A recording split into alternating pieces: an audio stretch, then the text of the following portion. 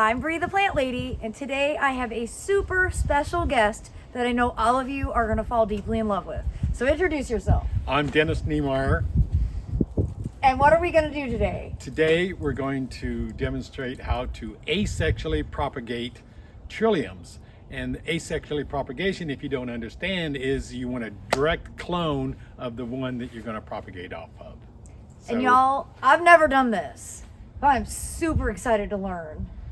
You've been doing this for more than 30 years. I started in the early mid-90s propagating trilliums. So you're really in for a treat. This is like super special content that you're getting to have access to.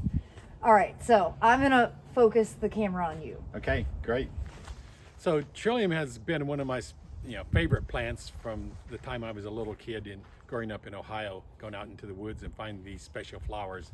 And so I've been attracted to them for many years, and years ago I had a nursery and I specialized in rare and unusual plants, with a lot of them being natives. And so I ran onto a guy that was a expert in trillium, Fred Case. He's since deceased, but he taught me a lot about it, and he's the guy that taught me how to do this propagation method. And so today what I have here is I use this soil that's I use everywhere. Soil cube. Soil cube, yes. And so I use it I dig up these trillium. I have beds. I probably am growing about 3,000 or 4,000 plants in these beds that I've been growing for 30 years. And so I mark them and I grade them by size. And I also, doing asexual propagation, I want to keep track of particular ones that have unusual or exceedingly great value. And so I put a code on them so that I can track them through their life cycle and that sort of thing. So that's what all these tags are about. So I'm going to start out by talking about several different aspects of propagation. And what species of trillium? This is Trillium grandiflorum. And I focused on Trillium grandiflorum because there's a lot of different species out there, but this is the species that is probably most applicable to a broad range of different gardens and different regions. And so when I started this project, realizing that this is a long-term deal, a lot of patience into this, that I wanted to be able to reach a broad audience for these introductions. So this would be a trillium that's probably 20 plus years old. And one of the ways to propagate the trillium is to take a knife and simply go on the corm a little bit below the soil level and make a slice. And I always try to do 2 per to give you extra, just a simple slice. That's all I'm doing is slicing it down there. And voila, what do you have? In a couple years, you get these babies to come off there. I usually let them grow 2 years, sometimes 3 and 4, depending on when I get back to them. But you get all these little babies. And when I dug up the plants, these are the babies that came off because they're real delicate. These are the babies that came off all of those little ones. So these are exact replicas from their mother. So when you take something like this. So that's one way. And then the other way is simply propagating off of this. And you can cut the bulb in half or a third or whatever. I like to find an area that's got roots, but still allow the mother plant to have roots on it. So I would take this particular one like this and simply make a sharp cut, and voila, I got 2 plants. I usually let these dry like you would potatoes. When you were planting potatoes, let them dry a little bit overnight, and then before I would plant them again. I usually put them back into this soil mix, and when the time gets right, then they can go into the garden. But here is an example of one that was cut off last year. You can see the only thing that it has done, it hasn't put out a new sprout yet, but it has continued to grow and has a really nice root system. So if I was going to plant this back out in the roots or out into the garden, I like to prune these, and I don't prune them hard, but I do like to prune those roots all kind of back to same size. And what this does is it causes initiation of additional roots, feeder roots, for that plant. So I would plant that plant back like that in the garden. So you have a whole host of different options when you're doing them. And you can cut these in many ways. I use a Felco pruners, a Felco number 2, just because I have live in a woodland area and I have a lot of different types of garden issues to deal with. So you can take that, you don't want to cut those roots too low, and simply cut it off like that. Now this one doesn't have any roots on it, but I will plant that back, and I would say 8 out of 10 will continue to grow, and it'll put some roots out and put a shoot out for next year. So what you get after a couple years of doing this, the bulb will look like this. This was scored probably 5 years ago, and these are those offsets. So they're all, replicas of that initial plant. And so these are just a matter of teasing the roots apart. And voila, here you see. Now I have 3, all of the same attributes. And they are healthy and big. And here's a plant that has been probably 7 years plus since it's been scored. And what do you got? You got 2 huge plants. So really each of these could be scored now. These are the size that they could be scored and propagated now. They're definitely. And so if you have plants, and once they get to a good size, this plant here is probably 20 years old, and it's probably been scored before because it was marked with a tag here that had specific attributes. But again, you try to tease these apart, and you're going to hear a little click. There it was, of them coming apart. Being at a chiropractor. Yes, exactly. And again, voila, now we have 2. So the easiest way to propagate, you got scoring, and then you got division. Again, everyone's gonna have courage now. Like I would have never had the courage to cut that. Yeah, Fred Case is the guy that taught me this, and went to a Trillium conference, the only one I've ever heard even offered, up at Mount Cuba in Delaware. And Fred gave a talk about asexual propagation of Trillium, and everybody in the room was going to go back and start cutting up their Trillium. And it was a joke that went around for years, is if you went to that conference, you went back and butchered your Trillium. So again, a couple more examples of 2 Trilliums that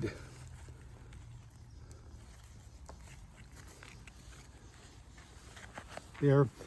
And again, you get a lot of this, and when they bloom, they will send up 2 or 3 stems. And so when they start sending up 2 and 3 stems, they're ready to be dug and transplanted. And again here, it's just as simple. You heard that little crack? There you go, and pull them apart. And they never knew that they were done. And so what I have here is, I have a system. If the red tags, that means the exceptional red color in the flowers. And if they're orange tag, they have other characteristics attributes that are good. So it's a very simple way. I know a lot of people, when I tell them this, they don't have the courage to go out and start cutting up their Trillium. But if you got a tuber that's this large, it's very easy to propagate that. So again, some of them won't have hardly any roots in there. I'll try to go up a little bit higher so that I can get some roots.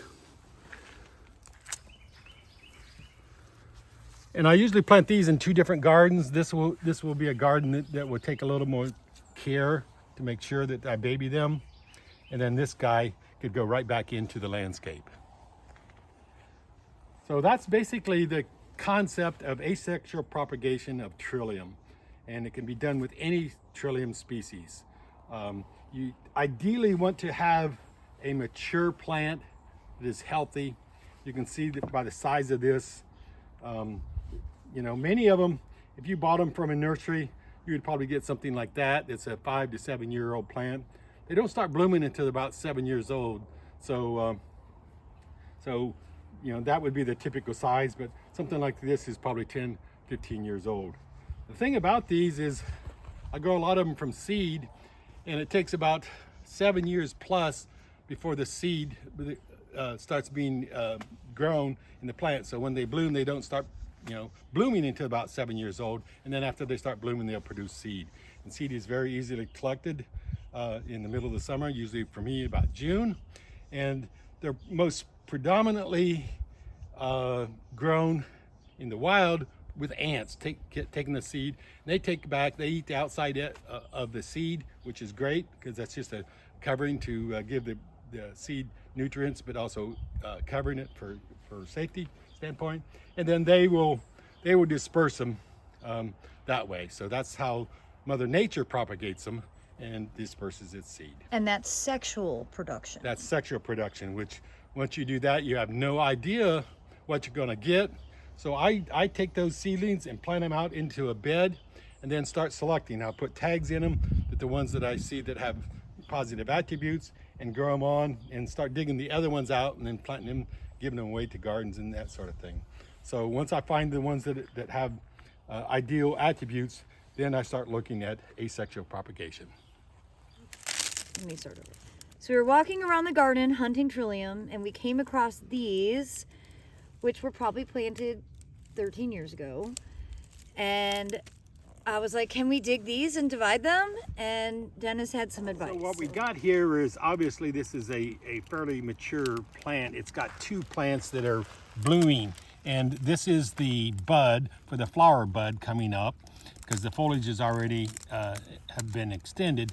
And typically I like to dig my trillium when they're completely dormant. I probably would not dig this out of my garden at this time of year to divide it, but as soon as it finishes blooming in June or July and they start going back down, anytime after that all the way up until before emergence of foliage is the best time to dig. They don't know the difference anytime there. So I would wait now on this until after it bloomed, after the seed pods fall off, and then come back and dig it in the fall and divide it. And every time you divide these, you know, in a few years you're going to have another clump, and you could really increase your amount of plants that you have in your garden very quickly at that point. So it takes a few years to get there, but once you get there, then they start producing at a much more rapid pace. So in preparation of Dennis coming, I got my act together and started working here in the woodland, and we've got a little area along the pathway that is ready for the trilliums. And it's the right place, right? It's right. It's got the one thing you need is, number one, it's got to be shade. In your landscape, a good place to plant the trillium is close to the sidewalk because it's a small perennial. It's not a big, huge plant. And so you want to plant it fairly close to the sidewalk or to the house. Or my opinion always is that the places you frequent the most, that's where you want to put your key plants that are like this. So yeah, my helper here. That's Sophia approves. The Inspector General. Okay, so we talked about how to split them and how to divide them and how to cut them for propagation a couple of different ways. And so now we're going to talk about planting them. So trillium, they don't grow very deep. At the maximum, they want to be 2 inches above this stem right there, no more than 2 inches. So what I traditionally do is I'll plant them in the soil, and after I get done planting, then I'll top dress them with soil cube compost. To me, that's gold, garden gold, and I use it for fertilizer for all of my perennials and shrubs and stuff after I plant them to get them established, and anything else that might need a little bit of nitrogen or some type of food to keep them going. So the first thing I'm going to do here is, you can see this is a 20-year-old plant that's been scored, and I'm dividing these. So now I got 3 of them.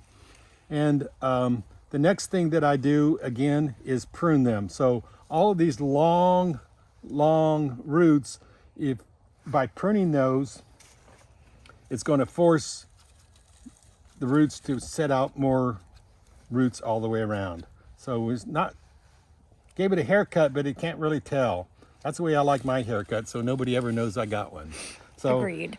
Anyhow, so that's what we do. The soil's been worked, and so I traditionally would plant these in the garden probably 8 to 12 inches apart. And so we're going to simply, and I like to fan out the roots to give them a broader chance of being able to uptake. And so this is my top. I want to be 1 to 2 inches below there. I cover it up. I tamp it in softly and then cover it up. Looks like nothing's there. So when it looks like nothing's there, you need to mark these some way. You can do it with a stick, you can do it with a tag, you can do it with anything, but it's important to, when you're transplanting these and they're dormant, to know where they're at, so you don't dig them up and plant something else over top of it. So again, I'm going to finish pruning those. And so if you took these are divisions, and so these are probably going to come up very readily the first year. After you plant them, they're going to come up. They're not going to miss a beat because you didn't really change anything there for them. But if you propagate them and you cut them in half or thirds or whatever you do, sometimes that will inhibit the growth that first year. So don't be alarmed if they don't come up that first year. That's why it's important to mark them. And so after that first year, most of them will. The bigger half will usually come up. Sometimes the bottom half doesn't come up that first year, but don't be alarmed. Tag them, mark them so you know where they're at, and they will come up the following years and they will not have missed a beat. Again, I like to spread the roots out. Inspector over there is making some wisecracks. She's the worst manager. She's so particular. Trillium fit in the ephemeral category, and ephemerals are plants that come up and they're traditionally in this part of the world go dormant early. So these plants will be completely dormant by the middle of the season. So the way they make a living is they're starting out like now when there's no leaves on the deciduous trees, and the early part of the year they got all the sun, and so they grow during that early part of the year, get all the nutrients, build up those nutrients in the tuber, and then they're able to go dormant and move on. The last thing that happens before they go dormant is they bloom, and then those blooms set seed. And you can take those seed pods, and they're very easily to do, is I traditionally would take the seeds, put them in a brown paper bag, like a lunch bag, and let them dry for a few days, and then immediately go out and plant them in the garden, and you can continue to propagate your plants that way. That's the easiest way to do it. I get about a whole bag full, lunch bag full of seeds every year, and I leave them in the hull, in the husk, and then clean them, and then plant them in. Usually 1st of September is when I usually plant my trillium in this part of the country. All right, everybody, so get prepared, because I actually do have trillium sort of scattered all over the garden, and That never once collected seed. So now I have to. Yeah, it's very easy. I mean, it's very simple. Just, the one thing is you got to let them dry a little bit so that they don't rot or don't have other issues. If you take them directly, there's a encasing around that seed, and the ants love them. And so if you don't clean them before and don't go through the drying process, the ants are going to come in and they're going to move them someplace else, and you end up where you don't know that they are. So, which is probably how trillium had propagated at my house. That's how they're propagated most of the places, and that's fun too. They pop up. One of the greatest things is find something new in your garden. It's like, I didn't plant that there, but I'm glad it's there. So. Okay, Dennis, I have another load of black magic. Black magic from Soil Cube, and it's not just me that loves it. I've been using it for, I think, as long as they've been making it, at least a couple decades. And it's the only fertilizer I use anymore.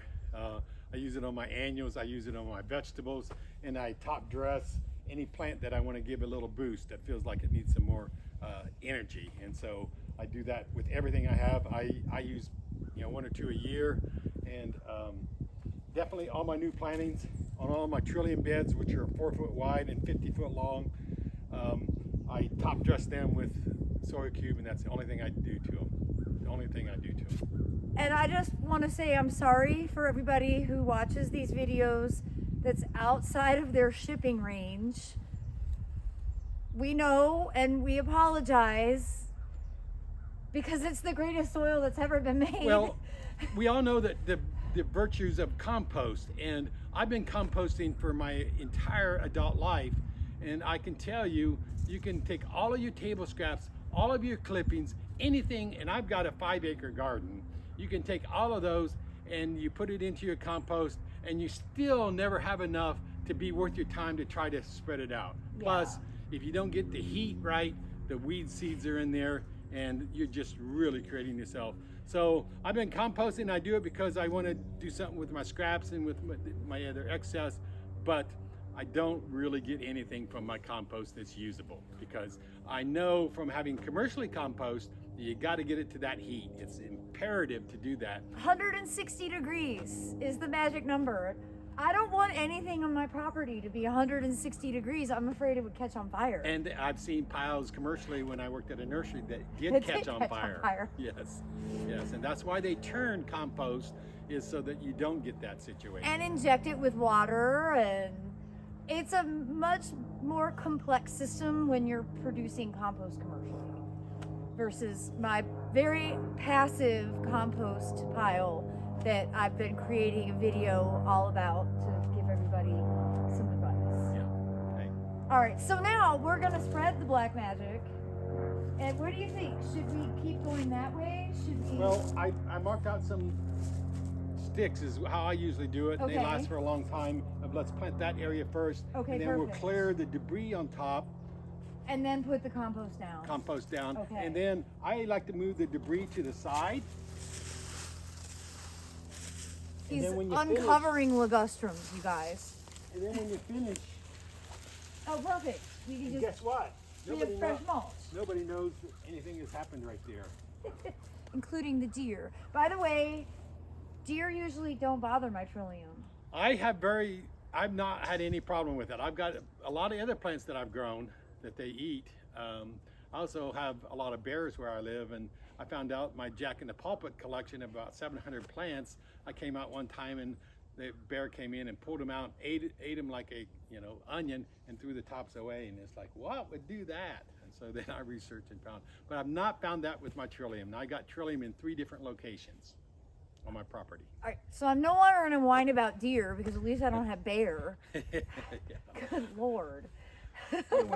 When I dig my plants, I grade them by size. I do XXX, XX, and X. And then you got the babies. And so the reason I do that is because I want these to kind of come up and all perform in a very similar manner, and it's much easier for maintenance on those. And so I got your XXX here, which are to be the oldest, and then the shorter ones. And I call these the ones that this was cut off last year. And they'll probably shoot up a bud this year, but I put them in with a medium. And then you have your babies, and you can see how small that guy is, how small these guys are. And I treat these babies just like you would treat any other baby. They're going to need extra care. So I put them into a situation where I can, a confined area that I know that I'm going to give them a little more attention as far as weeding the early years, and maybe even watering in a drought in the early years or something like that. But here's a situation where I have one that has been scored. You can see the flat bottom there where it was cut off several years ago, and voila, I've got 2, and there is a third, and he's such a small little guy. I don't think I'm going to break him off. I'm going to plant him back and let him grow a couple years, and when that bulb gets a little bit bigger, then I'll go ahead and split him off. So that's a general rule, is once they get this size or larger, I would go ahead and propagate those. And so you can see all the different sizes that I split off of that one digging, which we're looking at here today. All plants need some maintenance, but when you transplant something, it takes a little more maintenance to get established. Once it's established, I don't do anything to these trillium beds except for occasionally I'll add some soil cube, and that's it. I don't do anything else. That's a maintenance task I can That's accommodate. a maintenance task, yes. I can do that. Okay, all right, we're good. I always have a wheelbarrow of soil cube on hand. And I do too. I use it everywhere. And as you've seen, the flats that I brought the trillium over here were packed in soil cube. It's great because it allows air exchange and it doesn't get too wet. I wet it on top and it forms a little crust so that they don't dry out, and it works perfect. And I keep all kinds of plants in there. I use those deep flats, and I can heal them in there, and they can stay in there for weeks before I'm able to get them planted out when the conditions are right.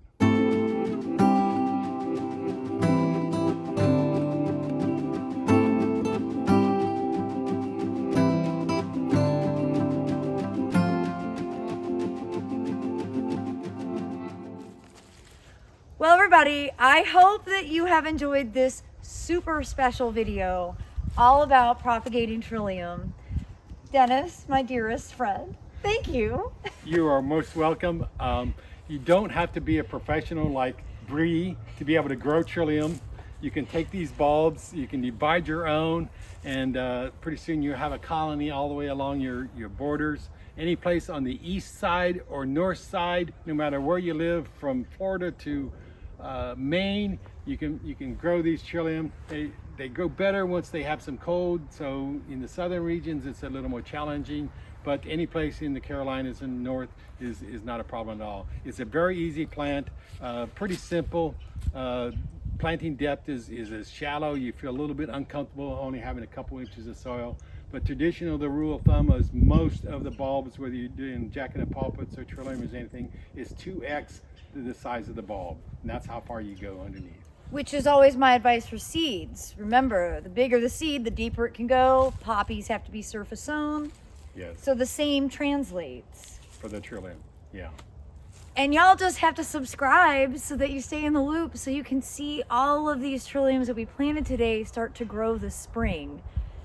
And it's super motivation for me to get in action and get this woodland whipped into shape. And so everybody that goes out and butchers their trillium, report back to Bree what your successes are, because I think, you know, when I went to that conference, I talked to a lot of plant people and they said, I'm going back and butcher my trillium, you know, and it's quite exhilarating to see people have those successes. And this is an easy plant to grow if you have the right conditions and put it in the right conditions to start with. I'm gonna dig up my trilliums once I see them poking out of the ground and put this into action. I'm no longer going to be afraid. Yes, and dividing is very easy, simple, but just tease them apart. Don't just rip them apart, because ripping tears off some of the roots. You want to keep as many roots on as possible, and the long ones you want to prune them all so that they look like they just had a haircut. Like what I need right now. Yes. I'm about there, but at any rate, so that's easy peasy. Well, thank you a million times for coming all the way down from Saluda and staying next door, making all of my dreams come true, for getting to have a plant nerd weekend. Yes, great. I've enjoyed it and look forward to many more. Awesome. Well, thanks everybody for watching, and as always, happy gardening.